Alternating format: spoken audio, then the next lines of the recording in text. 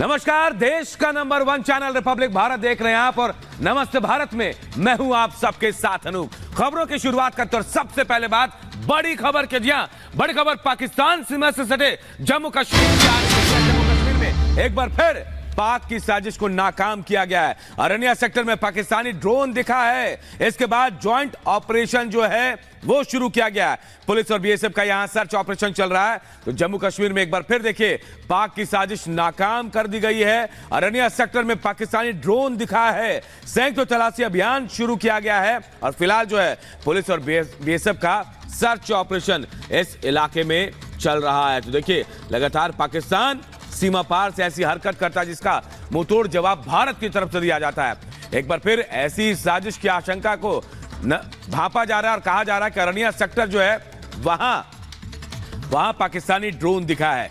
Bharat Pakistan border पर Arniya sector में एक बार फिर ये ड्रोन दिखा है। ये ड्रोन उस इलाके में देखा गया जो पाकिस्तान से आतंकवादियों के घुसपैठ का रास्ता है। जी हां, जम्मू कश्मीर पुलिस और बीएसएफ ने संयुक्त तलाशी अभियान शुरू कर दिया है।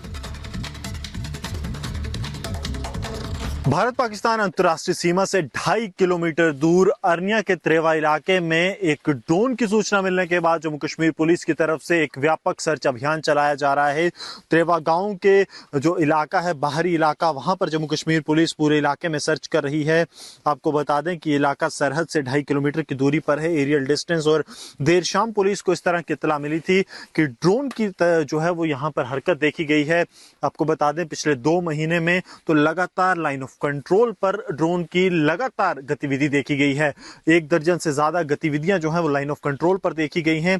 अब इंटरनेशनल बॉर्डर पर भी ये गतिविधि देखे जाना कहीं ना कहीं एक चिंता का विषय और यही कारण है कि अब बड़े पैमाने पर सर्च अभियान को जम्मू कश्मीर पुलिस की तरफ से लॉन्च कर दिया गया है। आपको बता दें कि इसमें एसडीपीओ आरएसपुरा, उसके साथ साथ एसएचओ अरनिया और तमाम जो टीम्स हैं वो इस ऑपरेशन का हिस्सा हैं, क्योंकि ये इलाका जो है एक तरफ काफी पेड़ हैं, दूसरी तरफ पानी का इलाका है, एक नाला यहां से बहता है और यहां पर ही कुछ इनपुट जो हैं वो मिले थे, जिसके बाद अब ये तलाशी अभियान किया जा रहा है। आपको बता दें ठीक इसी इलाके में इससे पहले भी पाकिस्तान की तरफ से घुसपैठ की कोशिश भी की गई है। उसके साथ साथ हथियारों के बड़े जखीरे को भारतीय सरजमीन पर भेजने का प्रयास भी किया गया है।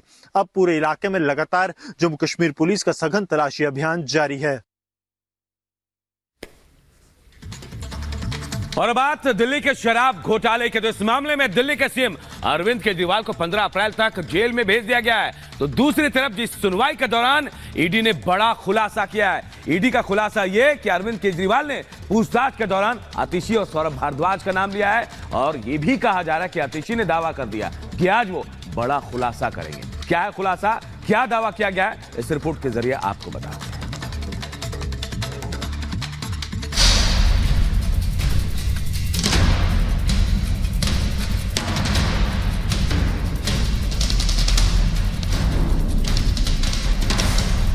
दिल्ली शराब घोटाले में नया ट्विस्ट,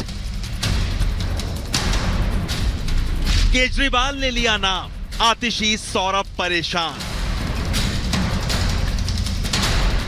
दारू घोटाले में फंसी आपकी पूरी कैबिनेट।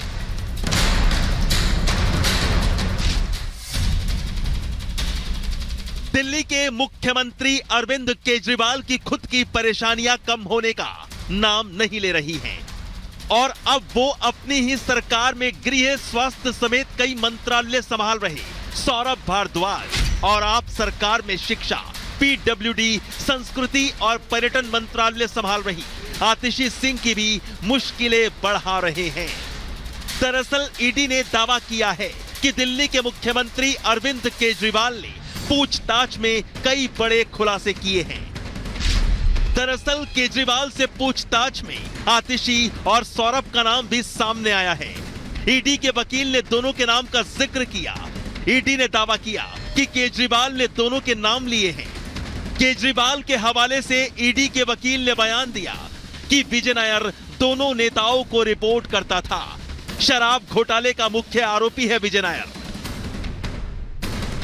ईडी के इस दावे के बाद भारतीय जनता पार्टी के नेता आम आदमी पार्टी पर हमलावर हो गए, तो आम आदमी पार्टी लोकतंत्र खतरे में होने की दुहाई दे रही है।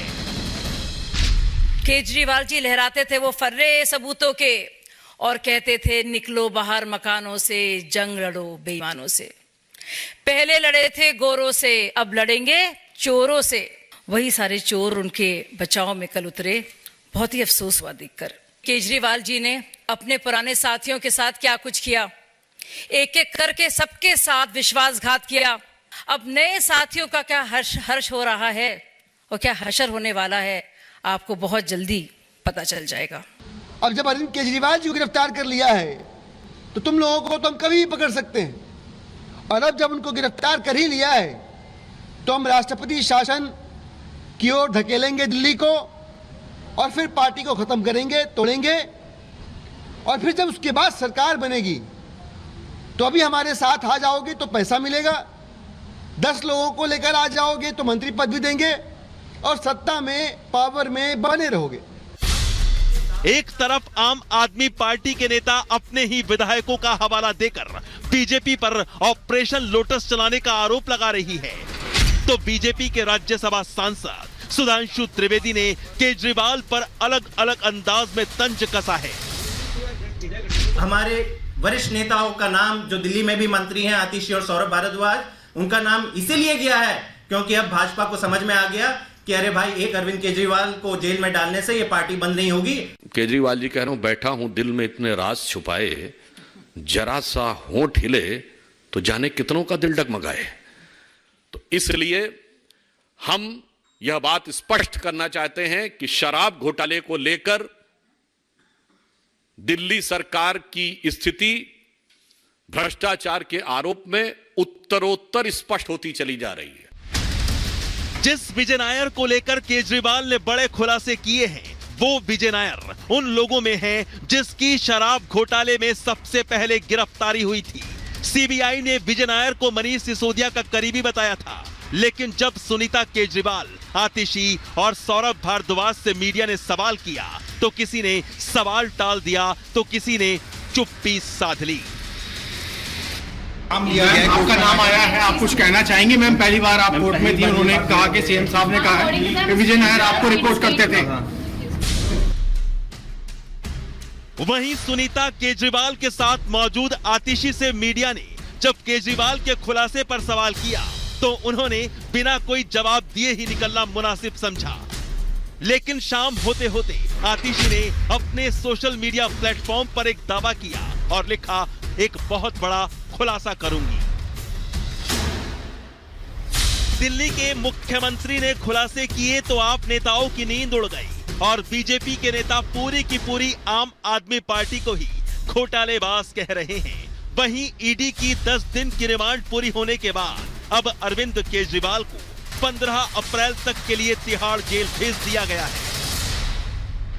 जिसका नाम सामने आया, ईडी ने उससे क्वेश्चन किया और जरूरत पड़ी तो उसकी गिरफ्तारी भी की। आप मनीष सिसोदिया को उठाकर देख लीजिए, संजय सिंह को उठाकर देख लीजिए, अरविंद केजरीवाल को उठाकर देख लीजिए, और आज ईडी ने बड़ा खुलासा कोर्ट में कर दिया, आतिशी और सौरभ भारद्वाज का नाम ले दिया।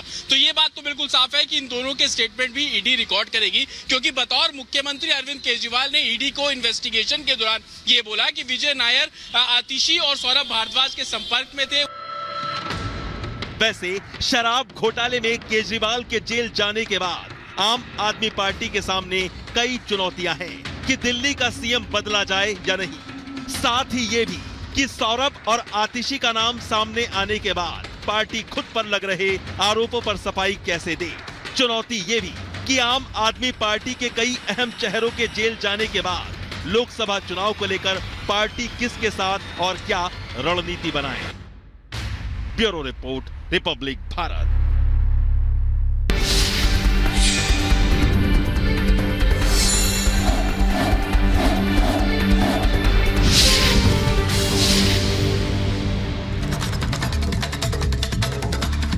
और चलिए अब बात बिहार के उस लोकसभा सीट की जिस पर सबसे ज्यादा सियासी संग्राम छिड़ा है। जी हम बात कर रहे हैं पूर्णिया लोकसभा सीट की, जिस पर पप्पू यादव ने कांग्रेस की तरफ से दावेदारी की, लेकिन इस सीट आरजेडी के खाते में चलेगी। आरजेडी ने कैंडिडेट उतार दिया तो पप्पू यादव बगावती तेवर दिखाते हुए अब नॉमिनेशन की बात कर रहे हैं। 4 तारीख को वो नॉमिनेशन फाइल करेंगे, तो लालू यादव से गुहार भी लगा रहे हैं पूर्णिया सीट को लेकर। क्या है यहां का सियासी संग्राम, इस रिपोर्ट के जरिए आपको बताते हैं।